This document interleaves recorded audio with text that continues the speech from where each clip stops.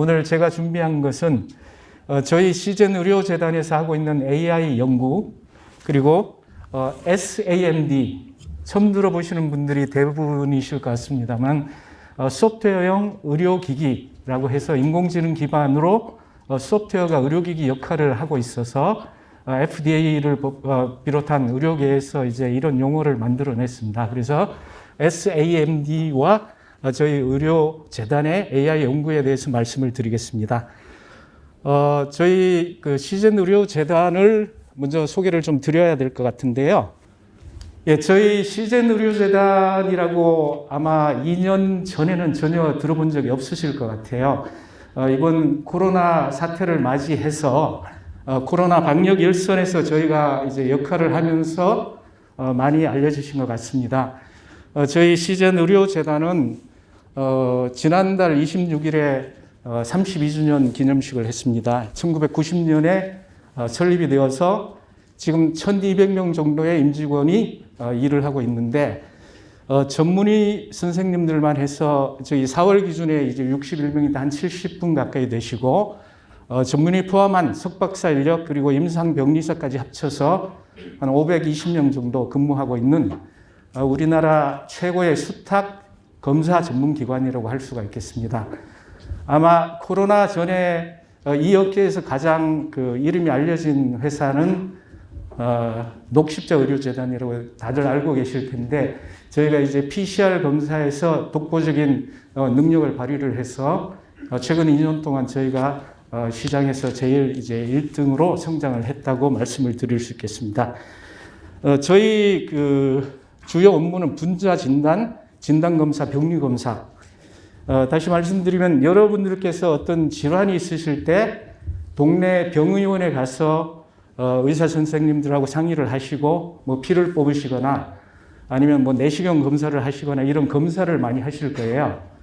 근데 보통 이제 동네 병의원에서는 그러한 검체를 몸에서 떼낸 걸 검체라고 하는데 그 검체를 검사할 능력이 거의 없습니다.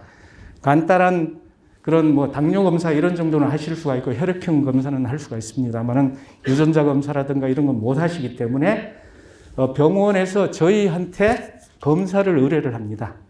그러면 저희는 이제 저희 전문인들이 그 검사를 전문적인 검사를 수행을 하고 검사 결과를 병원에 리턴을 하면은 그걸 받은 의사 선생님들께서 다음에 오는 환자를 대상으로 이제 진료 검사 결과 이러니까 어떻게 치료하자 이렇게 하는 형태입니다. 그래서 비즈니스 프로세스로 얘기를 드리면 B2B 병원 뒤에 숨어 있는 병원을 일반 병원을 도와주는 그런 병원이다. 그렇게 생각하시면 되고 아이고 많이 지나가네. 이번 이제 저희가 코로나 사태 때도 여러분들 뭐 TV에서 질병청에서 이제 뭔가 뉴스를 발표를 할 때 이제 코에다가 이제 뭐 면봉을 넣어서 검체를 채취하는 그림을 많이 보셨을 거예요. 그런 면봉 채취나 이런 것들은 일선 보건소나 선별진료소에서 하고 그렇게 채취한 검체를 저희한테 보내면 저희가 검사를 해서 이제 질병청과 일선 보건소에 결과를 알려주면은 그게 이제 여러분들한테 또 문자로 전송이 돼서 음성이다, 양성이다 이렇게 나오는 그런 형태의 비즈니스를 저희가 하고 있습니다.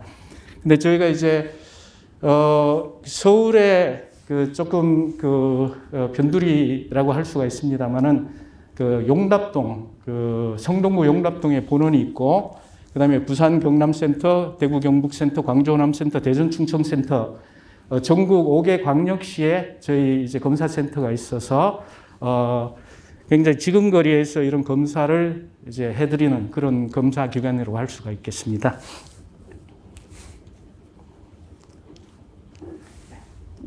예. 저희 그 사업 영역 제가 간단히 말씀을 드렸습니다만 첫 번째가 이제 임상 검사 및 검체 검사 사업.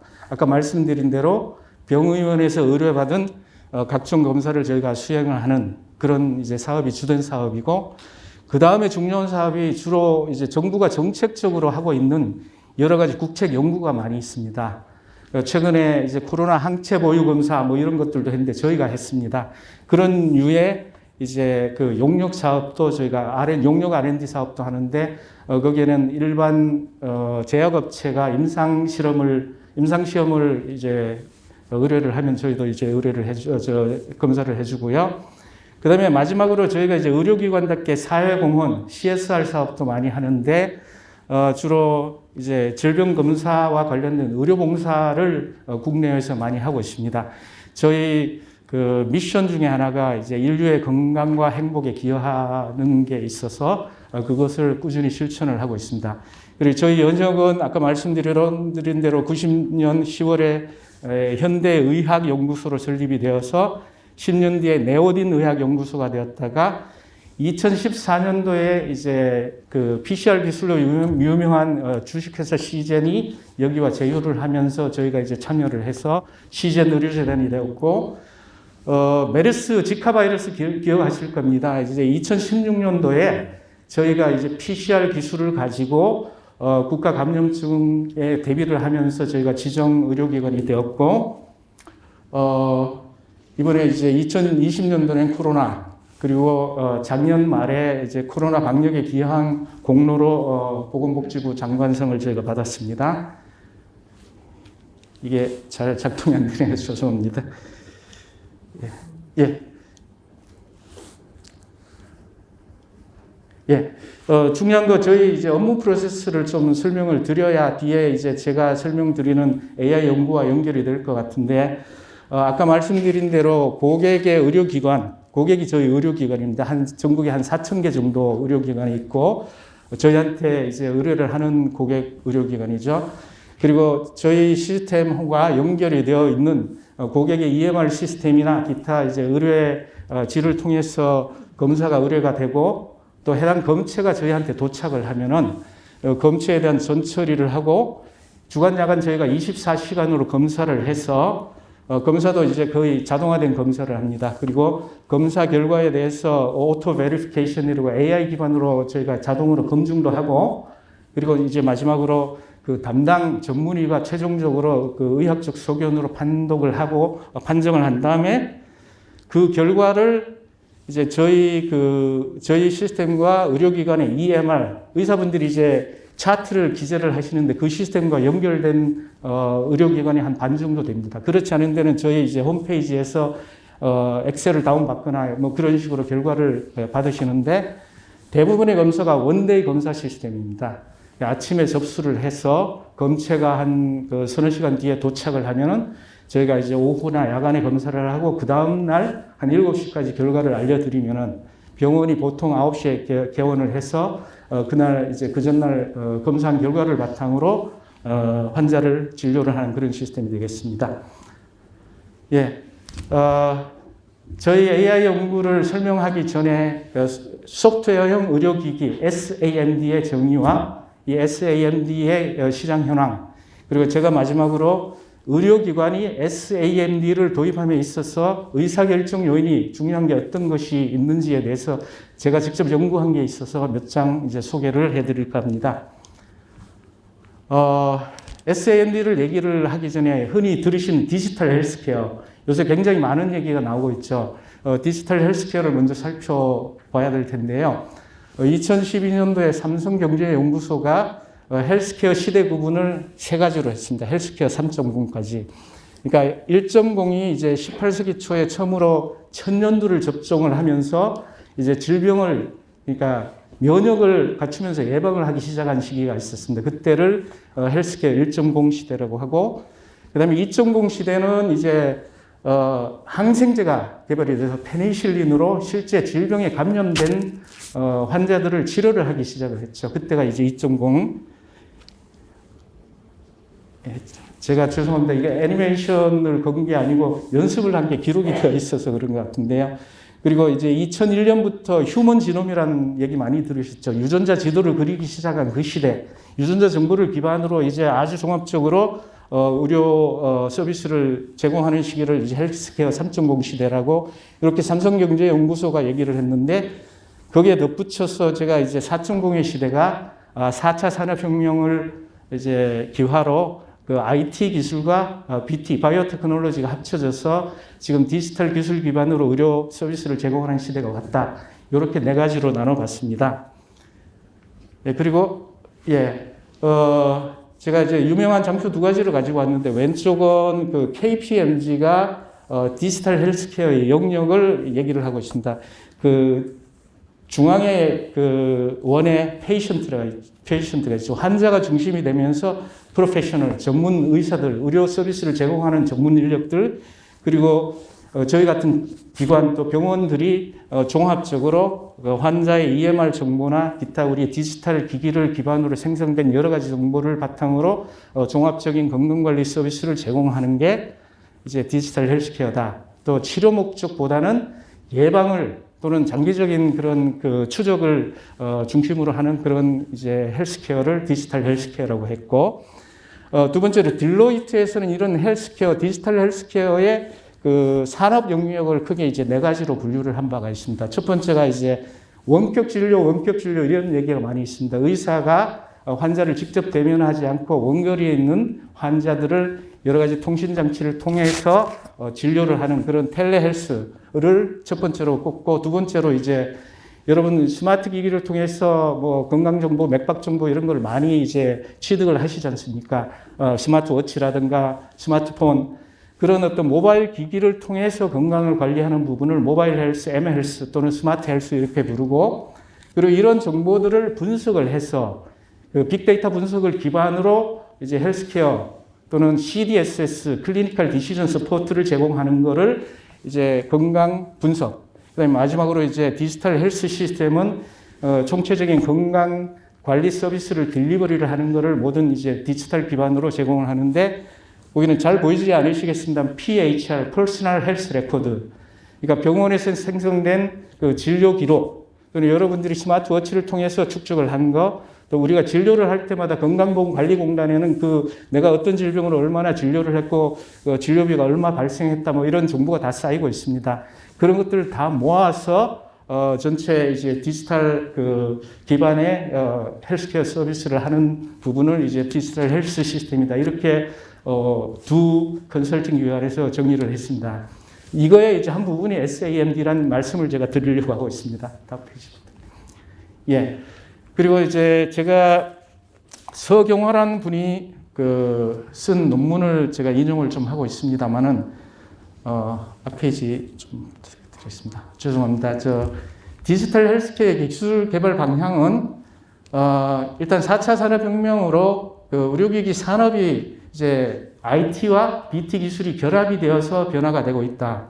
예. 그 디지털 헬스케어의 주요 기술 트렌드가 IoT, AI, 뭐 기타 기술 여러 가지가 있는데, 제가 이제 그 하이라이트 한 건 인공지능입니다. 오늘 이제 그 심포지엄의 주제하고 관련이 되겠습니다만은 디지털 헬스케어의 핵심 기술 중에 하나가 인공지능이다. 그리고 이제 미국 FDA는, 미국은 이제 건강보험 개혁법이라는 게 있습니다. ACA라고 하고, 또 FDA가 디지털 헬스 이노베이션 액션 플랜을 통해 가지고 AI 디지털 기반의 그 의료 기술을 이제 촉진을 하는 그런 정책을 쓰고 있는데, 거기에서도 FDA가 디지털 헬스 분야에서 첫 번째 제가 하이라이트 한 게 잘 안 보이시겠습니다. AIML입니다. 그러니까 AI와 머신러닝 기반의 소프트웨어 애즈 메디컬 디바이스를 규제를 하거나 어떤 규정을 하는 그런 영역이 하나 있고, 이제 마지막은 이제 SAMD의 활성화를 위한 그런 영역을 지원을 하고 있습니다. 그래서 디지털 헬스케어가 굉장히 광범위하지만 그 중에 핵심적인 그 AI 기반의 소프트웨어 기반 의료기기가 SAMD고, 이것을 이제 그 FDA 같은 권위 있는 기관에서 계속 이제 지원을 하고 있다. 이렇게 말씀을 드리겠습니다. 그러면 SAMD가 정의가 뭐냐? IMDRF라고 이제 국제 의료기기 규제기관 포럼이 있습니다. 여기에 그 AI, ML 그 섹터가 있는데, 거기에 의장국이 우리 대한민국입니다. 대한민국에서 정의를 한 AI, ML 또는 SAMD의 기본 규약을 국제적으로 이제 수용을 하고 있는데, FDA가 정의를 한 SAMD, IMDRF가 그 산하기관인데, 죄송합니다. WHO 산하기관인데, IMDRF의 정의는 소프트웨어 애즈 메디컬 디바이스는 하드웨어 의료기기가 일부가 아니다. 독립적이다. 그리고 하드웨어 의료기기하고 유사한 목적을 수행을 합니다. 독자적으로 치료를 하거나 진단을 내리거나 할 수 있는 그런 소프트웨어다. 이렇게 정의를 했고, 왼쪽에 있는 그림이 SAMD의 그 작동 기제를 설명을 하고 있는데 각종 데이터, 뭐 혈액을 검사를 하거나 우리 엑스레이를 촬영을 하거나 하는 그런 이미지 같은 것을 인풋으로 해서 아웃풋은 치료 방향을 제공을 하거나 직접적인 치료까지 하는 디지털 치료제까지 있습니다. 그리고 그 알고리즘의 원리는 인퍼런스 엔진이나 AI, ML 같은 그런 그 각종 우리가 흔히 아는 AI 기법들이 들어가 있으면서 거기에 이제 각종 레퍼런스 데이터를 참조를 해서 돌아가는 그런 구조다. 이렇게 정의를 하고 있습니다. 그리고 한국보건산업진흥원도 SAMD를 그 하드웨어 의료기기를 작동을 하는데도 그 컨트롤 소프트웨어가 들어가는데 그런 소프트웨어 SIMD와 구분을 해서 SAMD를 이렇게 정의를 했습니다. 하나 이상의 의료 목적을 수행하는 독립형 소프트웨어 의료기기다. 그렇게 기억을 해 주시면 되겠습니다. 그래서 AI 기반으로 뭔가 사람의 건강에 관련된 데이터를 인풋으로 받아서 건강 관리를 해주거나 아니면 실제 치료 행위까지 하는 그런 그 작동을 하는 독립형 소프트웨어를 SAMD다. 이렇게 생각하시면 되겠습니다. 그리고 디지털 헬스케어 하면 한국에서 제가 봐서는 제일 권위 있는 분 중에 한 분이 이제 최윤섭 박사라는 분이 있는데 이분이 다양하게 이제 저서도 내고 또 디지털 헬스케어 관련된 뭐 투자 회사도 운영을 하는데 그분이 디지털 헬스케어와 SAMD의 관계를 이렇게 정의를 했습니다. 디지털 헬스케어 영역, 그 하부 영역으로 소프트웨어가 있고 또 의료기기는 뭐 엑스레이 촬영기기라든가 보조기 같은 게 굉장히 광범위한데 두 그 집합이 만나는 교집합 영역에 SAMD가 있다. 그리고 그 구성은 의료인공지능과 디지털 치료제다. 이렇게 정의를 했습니다. 이게 굉장히 깔끔한 정의 같아서 제가 가지고 왔고, 그 오른쪽도 이분의 이제 저서에서 나왔는데, 디지털 헬스케어와 의료기기의 교집합, 그리고 그 구체적인 내용은 인공지능과 디지털 치료제다. 이렇게 생각을 하시면 되겠습니다. 그리고 이 사례가 어떤 게 있느냐. 미국이 물론 이제 가장 앞장섰습니다만은 2020년 10월, 지난달 딱 한 달 이전 기준으로 제가 이제 FDA 리포트를 뽑아보니 521건이 승인이 되어 있습니다. AI/ML 베이스드 enabled medical device로 굉장히 많았는데 제가 이제 2페이지만 인용을 했고 여기 링크를 통해서 보시면 직접 여러분들도 보실 수가 있고요. 일본, 중국 뭐 이런 나라들도 굉장히 많은 게 있는데 우리나라는 굉장히 좀 늦어요. 지난 8월 기준으로 저희가 19종이 이제 지정이 되었습니다. 아마 최근에 주식 시장에 관심이 있거나 AI에 관심이 있으신 분들은 뷰노, 루닛 뭐 이런 회사들이 코스닥에 상장된 걸 보셨을 텐데 FDA 승인 목록에도 그 두 회사의 제품들이 있고요.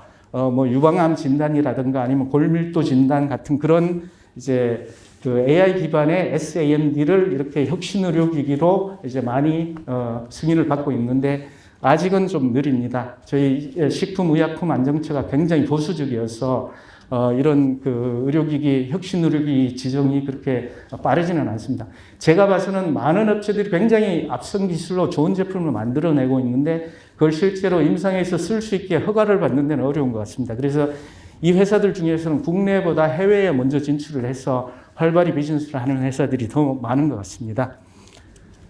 예. 그리고 제가 이제 연구를 한 겁니다만은 그 SAMD를 지금 여러분 대부분이 생소하실 거고 의료기관도 이제 좀 유명한 그 대학병원 수준에서 조금씩 도입을 하고 있는데 작은 병원들도 제가 분당에 모 이제 클리닉을 갔더니 그 체스트 엑스레이를 기반으로 AI를 돌리는 그런 걸 도입을 했다고 광고를 붙여 두신 데도 있더라고요. 그러니까 굉장히 이제 앞선 닥터들은 이제 도입을 하고 계신데 이걸 도입하는 데 있어서 의료기관이 어떤 기준으로 의사결정을 내리느냐, 빨리 하는 데는 어떤 원인으로 빨리 도입을 하고 보수적인 데는 왜 도입을 안 하는지를 제가 직접 연구를 좀 해봤는데 여러분 아시겠습니다만 델파이 조사를 통해 가지고 그 의료계에 종사하시면서 SAMD와 관련된 업무를 하시는 분들 제가 여러 차례 한 그 27분, 그 다음에 2차 예전 34분을 통해 가지고 각 그 도입 요인을 제가 도출을 하고 물론 문헌 연구를 리터러처 서베이를 통해 가지고 제가 기초 시드는 드렸습니다만은 그래서 이제 최종적으로 이분들의 의견을 반영을 해서 주 기준을 기술적, 경제적, 인적, 조직적, 환경적 요인 5가지의 이제 22개의 그 하부 기준을 도출을 해서 이걸 가지고 그 AHP 분석, 그러니까 계층적, 분석적 방법으로 제가 분석을 해서 어떤 의사결정보다는 의사결정에 영향을 끼치는 요인이 어떤 게 우선순위가 높고 가중치가 어떤 게 높고 어떤 게 낮은지는 좀 조사를 했습니다. 그리고 좀 더 의미 있게 하기 위해서 그 응답한 전문가들의 역할, 이분들이 의사냐, IT 담당자냐, 아니면 이분들이 속한 데가 이제 그 대형 병원이냐, 아니면 저희 같은 수탁 검사 기관이냐, 이런 거를 가지고 이제 각 소속이나 그 입장별로 어떤 차이가 있는지를 좀 연구를 해보았습니다. 그래서 각종 그 기준에 대한 제가 조직적 정리를 이렇게 나열을 했고요. 뭐 보시면 다 아실 만한 그런 요인들일 겁니다. 기술적 요인에서 사용 용이성, 얼마나 유저 프렌들리하냐, 일반 IT 애플리케이션에 나오는 UX, UI 같은 그런 개념이고, 신뢰성, 의료기기는 신뢰성이 있어야 됩니다. 치료가 정확히, 진단이 정확히 나와야 이걸 쓰죠. 그 다음에 안전해야죠. 사람 몸에다가 뭔가 작용을 하는 거기 때문에 세이프하지 않으면 쓸 수가 없습니다. 그래서 그런 식의 요인들을 22가지를 제가 분석을 했고, 혹시나 뭐 AHP는 처음 들어보실 분도 있으실 것 같습니다만, 다기준 의사결정 기법의 대표적인 기법으로 계층적으로 변수들을 정의를 한 다음에 우선순위와 가중치를 찾고 그거에 따라서 의사결정을 내리는데, 우리 정부에서 뭐 SOC 투자를 할 때 예비 타당성 검토를 한다고 많이 하시지 않습니까? 그때 대표적으로 이 기법을 씁니다. 소수의 전문가들이 여러 가지 이제 요인을 가지고 분석을 해서 여기 고속도로를 내도 돼 마라 뭐 이런 식의 어떤 결정을 내리는 방법의 하나가 이제 AHP고요. 그래서 이제 SAMD 같은 경우는 이제 대부분의 여러분들이 알지를 못하는 영역이시지 않습니까? 아직은. 그러다 보니까 이걸 아는 소수의 전문가를 대상으로 전문가의 의견을 이제 조사를 해서 이렇게 분석하는 기법입니다. 통계적 분석하고는 조금 달라서 조사 대상이 이제 22명이면서 아주 반복적으로 이분들의 응답이 신뢰성이 높을 때까지 분석을 하는 그런 기법이라고 생각하시면 되겠습니다. 그래서 요인별 가중치 분석을 했더니 이제 주 기준에서는 1번이 기술적 요인, 2번이 경제적 요인이다. 그렇게 나오고 또 하부 기준에서는 신뢰성, 이 의료기기가 1 더하기 1이 2가 나와야 되는데 뭐 4가 나오면 안 되듯이 정확하게 환자의 정보를 바탕으로 진단을 내려야 된다는 그게 제일 중요하다고 나왔고, 두 번째는 이제 경제적 요인 중에서 진료 원가 절감이 나온다. 그러니까 의사들의 이제 고가 인건비나 기타 하드웨어 의료기기를 대체할 수 있으려면 소프트웨어 의료기기가 가성비가 있어야 된다. 뭐 그런 식으로 제가 이제 22가지 요인을 좀 분석을 했고요.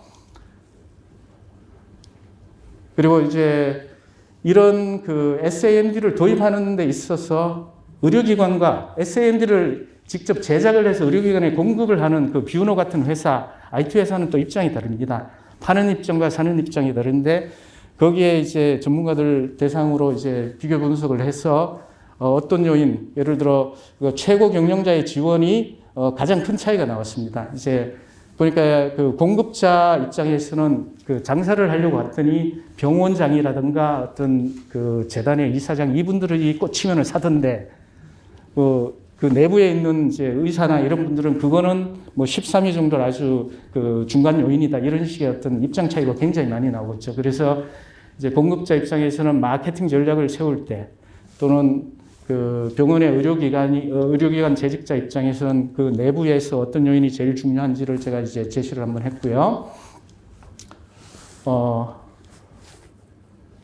예.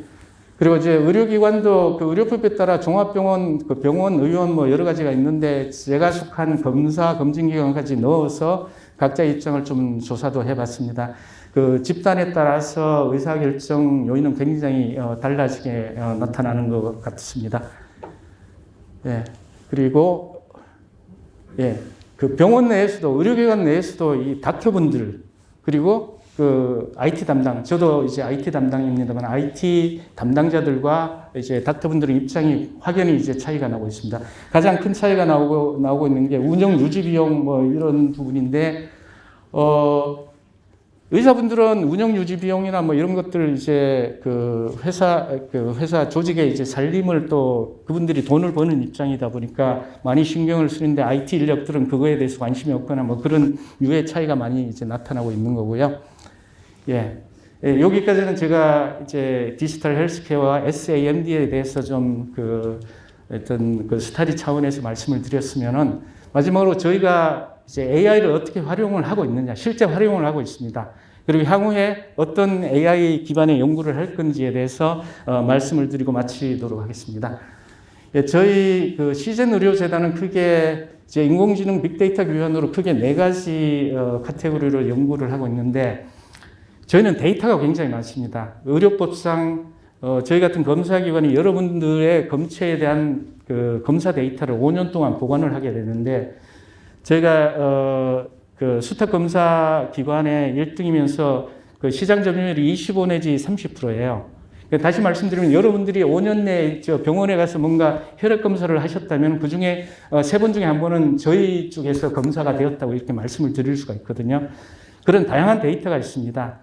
내시경 검사를 해서 우리 용종을 떼내거나 한 뭐 그런 검사 또는 유전자 검사, 혈액 검사, 뭐 뇨 검사 이런 데이터들이 잔뜩 있습니다. 그래서 그런 빅데이터를 기반으로 AI 연구를 저희가 수행을 하기가 참 좋은 여건이다 말씀을 드리는데 첫째로 디지털 이미지 기반의 인공 연구입니다.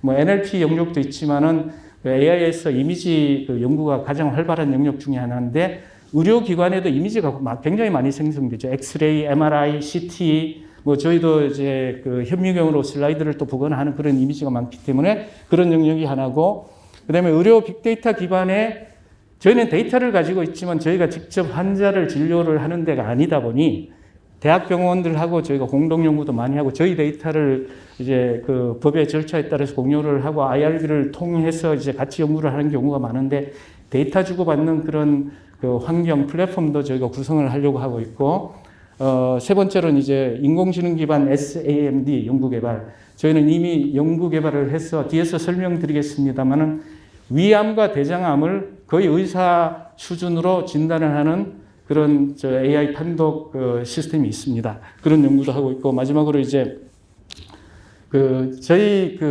사업의 관건이 사실은 짧은 시간 내에 아까 원데이 검사라고 했습니다만 많은 양의 검사를 짧은 시간에 정확하게 해서 저희 고객사인 병원의 서비스 만족도를 높이는 겁니다. 그래서 업무 처리를 빠르게 하기 위한 RPA 같은 거를 이미 도입을 해서 운영을 하고 있습니다. 그래서 검사 프로세스를 자동화하는 그런 쪽도 저희가 AI 기반으로 연구를 하고 있습니다. 예, 저희 CDP, 디지털 패솔로지라는 용어가 의료계에서 많이 쓰입니다만 디지털 병리라고 합니다. 디지털 기술을 기반으로 병리 판독을 하는 건데 저희 왼쪽 위에 보시면 좀 세로로 저렇게 이제 이미지가 있는데 이게 이제 의사들이 보는 현미경용 슬라이드입니다. 저걸 현미경에 얹고 의사가 봐서 암이 있나 없나 이런 걸 판독을 하는데 저 슬라이드를 400배 또는 200배로 이제 확대하는 홀 슬라이드 이미지를 만드는 스캐너를 저희가 보유를 하고 있습니다. 대당 한 3억 되는 거를 저희가 현재 3대 보유를 하고 있고 3대를 추가로 저희가 살려고 이제 발주를 낸 상태인데, 그렇게 해서 저런 이미지 슬라이드를 스캐닝을 하면은 검체당 한 1GB의 이미지가 나옵니다. 그 이미지를 가지고 저희 모델 학습을 통해 가지고 암이 있다 없다, 또 암이 있는 부위는 어디냐 표시를 해주는 그런 이제 학습을 해서 저희 AI 모델이 만들어졌고, 그 AI 모델에 하루에 저희가 최소 한 2,000장의 위하고 대장암 검체를 스캐닝을 해서 저희 AI 모델을 통해 가지고 판독을 합니다. 이게 암이다 아니다, 암이 있으면 어디다. 그래서 뒤에 이제 NUDM, 노말 암이 없다, U는 모르겠다, D는 애매한데 M은 이제 진짜 암이다. 뭐 이런 식으로 이제 판독을 하는데, 아직은 의료법상 저희가 AI가 판독한 결과를 실제 진료에 쓰지를 못하기 때문에 저희 기존 전문의가 판독을 하시고 전문의들도 틀리는 경우가 많습니다.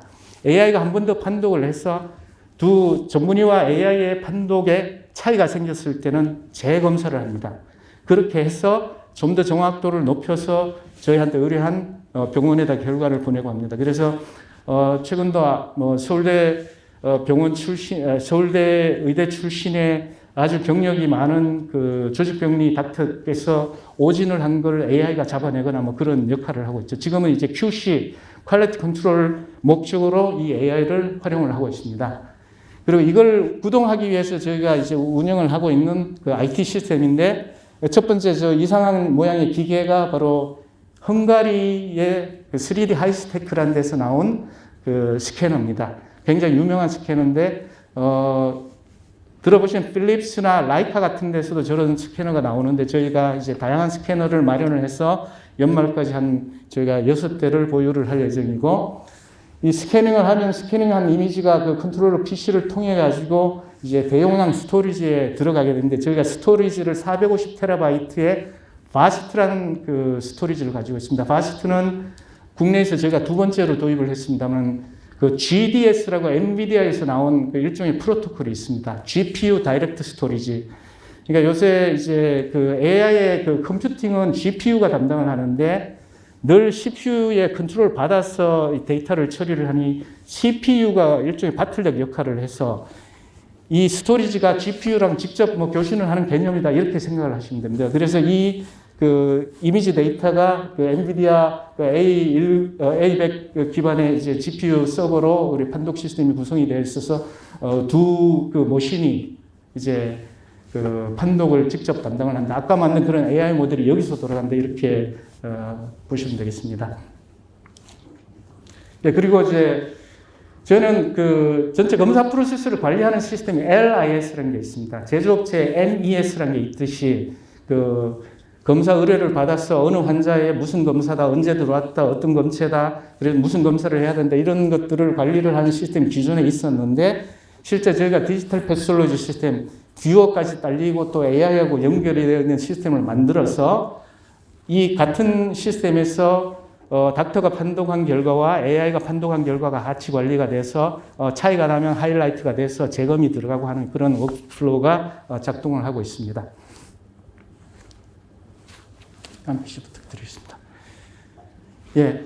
그 저희 AI의 성능은 이제 꾸준히 개선을 위한 연구를 저희가 하고 있는데, 3월 달에 저희가 58,862건을 판독해서 위와 대장을 분석을 했을 때, 그 위장 같은 경우에 이제 닥터가 판독한 결과와 AI가 판독한 결과가 일치하는 확률 97.5%, 그 다음에 위장은 97.5%, 대장은 89.9%입니다.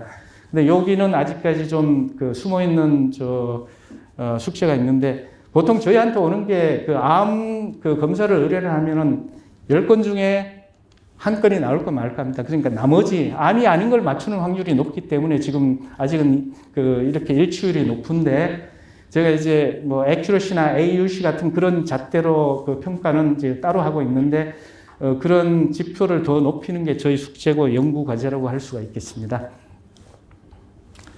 예, 향후에 저희가 이제 연구를 할 방향 중에 첫 번째가 그 AI에 입력이 되는 이미지의 품질이 AI 판독 성능을 좌우를 합니다.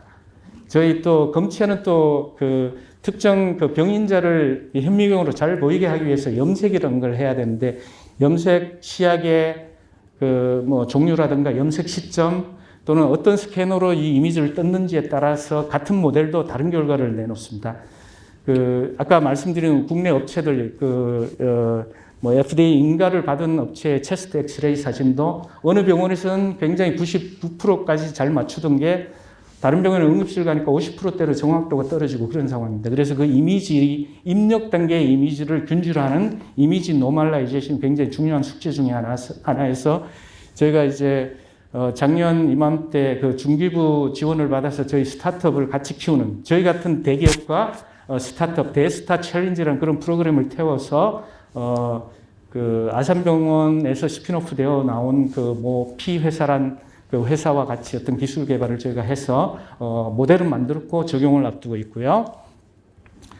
두 번째로 이제 저희가 위하고 대장암은 지금 확실히 이제 임상에, 임상은 아니죠. 우리 내부 검사에 쓸 수 있도록 만들었는데, 그 모델을 기반으로 폐, 자궁암, 뭐 기타 다른 장기로 이 그 암을 진단할 수 있는 그런 연구를 확대를 하고 있습니다. 근데 여기서는 저희가 혼자 하기 이제 어려워서 이제 원자력 병원 같은 대형 병원, 저희한테 오는 검체들이 내시경 검사를 통해서 오는, 또는 동네 병의원에서 오는 거니까 초기 그 암으로 치면 뭐 1, 2기 정도 되는 그런 검체가 많이 오는데, 대형 병원 같은 데는 뭐 말기암이라든가 이런 진짜 그 수술을 하고 나서 떼낸 그런 검체들이 많습니다. 그걸 가지고 같이 저희 그 모델을 추가 학습을 해서 좀 더 정확도를 높이기 위해서 공동 연구를 지금 준비를 하고 있다. 이렇게 말씀드리고요. 네, 그리고 이제 향후 저희가 그 멀티모달, 제가 아까 말씀드렸듯이 원래 의사들이 현미경을 보면서 자기가 판독을 해서 암이 있다 없다 이런 걸 이제 소견서로 다 기재를 하기 때문에 저희 그 검체와 그 소견 데이터가 잔뜩 쌓여 있고 또 같은 그 질병에 대해서 저희가 이미지를 판독을 해서 이미 또 그 결과를 내고 있는데 그런 데이터들, 이미지 데이터와 텍스처얼 데이터를 같이 멀티모델로 연구를 해서 좀 더 저희 AI 모델의 정확도를 높이는 그런 연구를 지금 진행을 하고 있습니다. 현재 진행하고 있습니다. 그렇게 해서 뭐 생존 예측이라든가 이런 데 이제 활용을 하려고 하고 있고요. 예. 그리고 TILS라는 바이오마커가 있습니다. 저게 이제 유방암의 그 진행 치료 반응성을 나타내는 그런 바이오마커가 있는데 저 TILS를 이제 그 빨리 검출을 하거나 정확하게 검출을 하는 그런 모델을 저희가 연구를 해서 그 타이거라는 국제 AI 병진 대회에 저희가 6월쯤에 출품을 해서 전 세계 50몇 개 그 경쟁팀 중에서 8위를 한 적이 있습니다. 그래서 이런 시도도 하고 있다는 걸 말씀을 드리고 이번에는 그 뉴립 IPS라는 그런 대회에 이제 막 그 출품을 해서 한 2주 뒤에 또 결과가 나올 것 같습니다. 예, 그리고 그 병리 AI 모델의 신뢰도를 확보를 하기 위해서 아까 말씀드린 멀티모달뿐만 아니고 또 저희가 이제 다른 검사, 병리 외에 그 혈액 검사, 유전자 검사 등 다양한 검사를 하니 동일한 환자에 대해서 다른 질병의 데이터가 있다면 그걸 같이 엮어서 멀티모달 연구를 하고 나면은 그 질병에 대한 해석이 좀 더 이제 명쾌해질 수 있을 것이다. 그래서 explainable AI, 설명 가능한 AI를 구현을 하려고 연구를 기획을 하고 있습니다. 예, 마지막으로 저희가 이제 저희 재단이 그 아까 말씀드린 디지털 헬스케어 사업을 이제 글로벌하게 전개를 하려고 준비를 하고 있는 그 초보적인 우리 모델입니다. 저희 이제 사업 모델이어서 약간 제가 오늘 가지고 올까 말까 좀 꺼리긴 했습니다만은 저희 시젠의 그 가칭 시헬스라는 디지털 헬스케어 플랫폼을 바탕으로 이미 저희하고 거래를 하고 있는 병의원이 한 4,000개가 이미 있습니다. 굉장히 로열티가 높기 때문에 이 디지털 헬스케어 플랫폼에 그 이행을 하는 데는 큰 어려움이 없을 것 같습니다. 저희가 이제 여러 가지 베네핏을 드리고 또 저희 검사 정확도나 이런 걸 더 높일 수 있는 수단이 될 수가 있고요. 여기서 이제 흔히 그 들어보셨을지 모르겠습니다. 뭐 쿠팡 같은 그런 비즈니스 모델을 다이렉트 투 컨슈머 D2C라고 합니다. 우리가 이제 실제 오프라인 매장에 가서 뭐 물건을 사던 식이 아니고 컨슈머와 그런 중개자가 직접 이제 먼저 연결이 되는 뭐 그런 형태인데 우리 의료 전달 체계를 보면은 저희 같은 검사 기관은 직접 환자를 만나지 못합니다. 그 환자가 병원에 가서 그 전문의하고 상의를 해서 어떤 검사를 합시다. 그러니까 전문의가 결정한 검사만 저희한테 오는 저희는 B2B 모델인데 뭐 특정 질병에 따라서는 그 환자가 의사하고 상담하기도 어려운 그런 질환들이 있습니다. 뭐 정신적인 질환이라든가 아니면 성맥의 질환, 뭐 기타 여러 가지 이제 그 본인의 그 여건에 따라서 검사를 먼저 하고 어느 정도 내 질병에 대해서 방향을 잡은 다음에 그걸 바탕으로 이제 치료를 하고 싶어 하는 그런 니즈도 일부 있습니다.